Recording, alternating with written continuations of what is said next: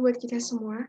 Perkenalkan nama saya Dewi Sartika Sinaga dengan NPM 21100038622000010 dari Prodi Pendidikan Kepercayaan Terhadap Tuhan Yang Maha Esa, Fakultas Bahasa dan Budaya dari Universitas 17 Agustus Semarang. Izinkan saya menjelaskan sedikit tentang agen atau media sosialisasi. Yang pertama, sosialisasi adalah, menurut saya, proses masuknya budaya terhadap seorang individu agar individu tersebut dapat menjadi bagian dari masyarakat. Mengapa demikian? Karena pada dasarnya individu itu adalah seorang makhluk sosial. Makhluk sosial itu adalah makhluk yang tidak bisa hidup sendiri, makhluk yang tidak dapat hidup tanpa bantuan orang lain. Karena pada dasarnya kita ini harus melakukan sosialisasi. Karena apapun yang terjadi, kita tidak bisa hidup tanpa bantuan orang lain. Agen atau media sosialisasi yang pertama adalah keluarga. Mengapa keluarga menjadi agen pertama dalam proses sosialisasi? Alasannya yang pertama yaitu, karena keluarga merupakan kelompok primer yang selalu bertatap muka dengan kita, sehingga dapat selalu mengikuti perkembangan anggota-anggota keluarganya. Contohnya, saya sendiri, saya memiliki saudara dan saudari yang setiap mulai dari pagi sampai mau itu bangunin, mau itu kita berantem, pasti melakukan proses sosialisasi. Saya juga pasti memperhatikan perkembangan-perkembangan dari adik saya, abang saya, dan yang lainnya.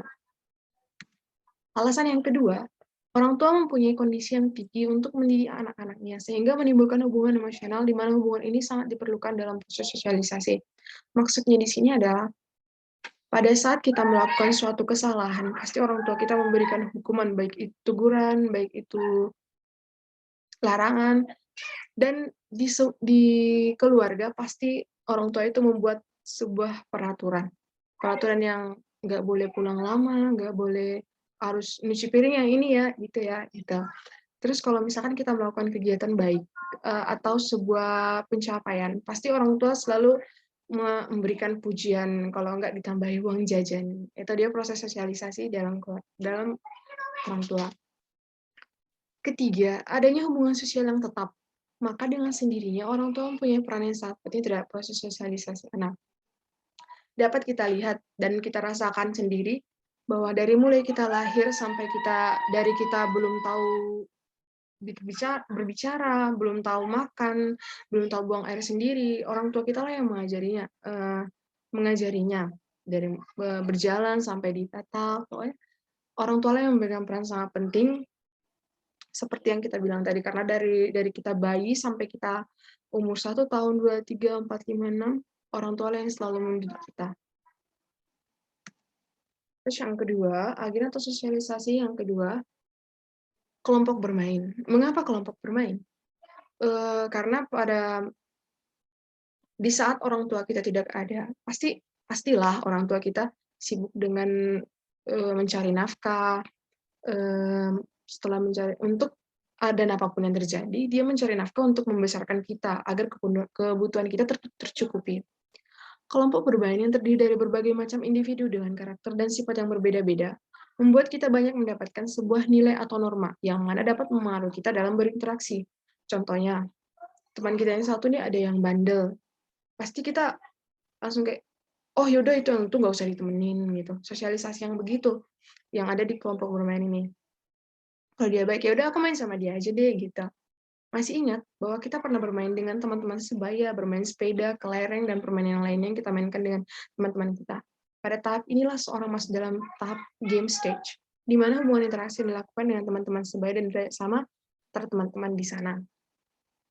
Terus ada agen yang ketiga, yaitu sekolah atau pendidikan. Karena apapun yang terjadi, kita itu memerlukan pendidikan. Karena tanpa pendidikan kita ini akan namanya buta teknologi, buta pokoknya di mana-mana kita butuh pendidikan gitu loh. Karena pendidikan pada dasarnya itu yang mengajarkan kita melakukan sesuatu yang emang di luar nalar kita.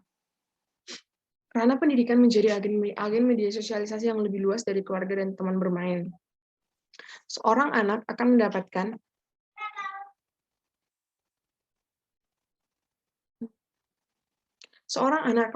sebuah peranan-peranan baru dalam lingkungan tersebut, yang mana anak akan menjadi sosok yang mandiri dan berjiwa sosial kepada orang lain di masyarakat.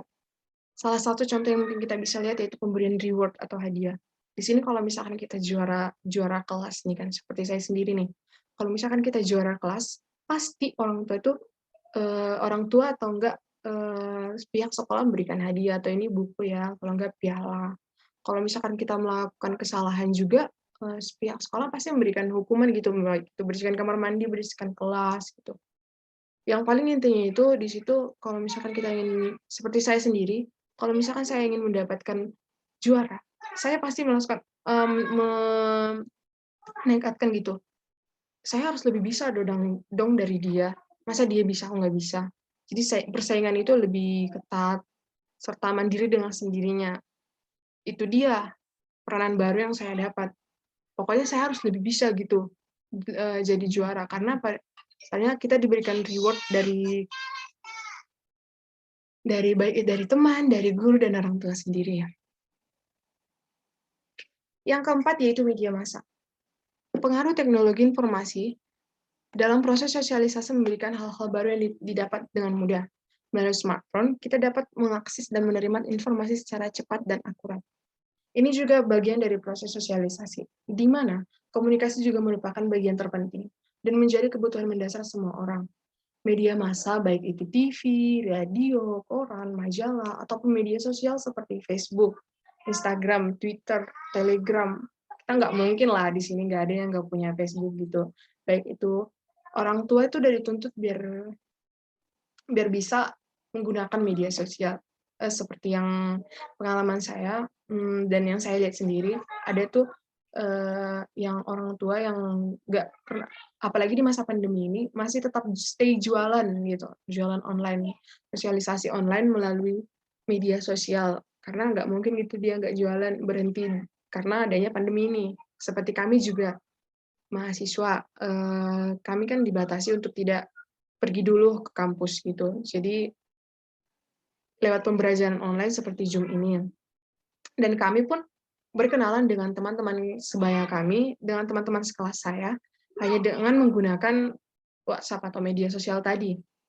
Dan karena dan kita lihat juga penggunaan koran. Koran kan udah kurang tuh pemberian. Jadi kalau misalkan di media massa, ada tuh koran online yang udah disediakan sama pihak yang udah emang mengerti gitu, harus sosialisasi online ini harus gitu berjalan. Nggak mungkin kita stuck di situ aja kan, karena adanya pandemi di rumah terus. Terus yang terakhir, lingkungan kerja. Setelah masa kanak-kanak dan masa remaja sudah kita lewati, maka dunia baru akan kita dapatkan, yaitu dunia kerja. Di mana ini emang benar-benar dewasa gitu, emang harus di difokuskan, karena di sini kita dituntut untuk membuang sifat kekanak-kanakan kita, dituntut harus bisa menghidupi kehidupan sendiri. Kita akan meninggalkan kelompok bermain, lingkungan kerja, atau bagi orang kerja yang di luar daerah jauh dari orang tua. Maka dalam dunia kerja pun kita akan mulai mendapatkan nilai dan norma yang baru pula.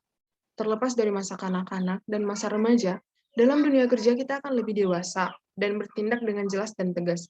Misalnya, ketika kita akan bekerja di instansi pemerintah, maka berbeda pula dengan nilai norma yang kita dapat ketika kita bekerja di pegawai swasta. Oleh karena itu, pengaruh dari dunia kerja terhadap proses sosialisasi yang kita dapatkan akan memberikan nilai dan norma yang baru terhadap diri kita. Profesi yang kita kerjakan juga dapat memberikan hal yang berbeda kepada kita dalam hal berinteraksi. Misalnya, kita bekerja di dunia fashion, maka perlakuan dan kita akan berbeda. Atau juga pekerjaan kita seorang guru, tenaga pengajar, sudah pasti perilaku juga akan berbeda. Maksudnya di sini, kalau semisal kita bekerja di dunia fashion, pasti ini apa-apa kalau misalkan kita lagi kemana-mana, pasti langsung kayak, wah itu nggak cocok tuh buat kamu, cocoknya yang ini, gitu. Gimana kalau misalkan roknya dibuat gini aja? Terus kalau misalkan tenaga pengajar, pasti kita harus lebih berjaga sikap gitu. Wah, saya ini seorang pengajar, pendidik. Masa saya harus bertindak yang kalau misalkan kita bertindak buruk, otomatis kan orang tuh, wah dia tuh pengajar kok bisa ya ngelakuin yang nggak benar kayak gitu. Pasti kita harus menjaga sikap gitu, karena kita seorang pengajar dan yang harus memberikan contoh baik kepada yang lainnya gitu. Baiklah, sekian dari hasil presentasi dan penyampaian saya, masih saya menyadari masih ada yang mungkin salah kata dari tadi, dan jika ada kesalahan mohon dimaafkan, dan tujuan saya membuat presentasi ini agar nantinya audiens dapat memperbaiki atau memberi masukan kepada saya. Sekali lagi saya ucapkan terima kasih. Dah.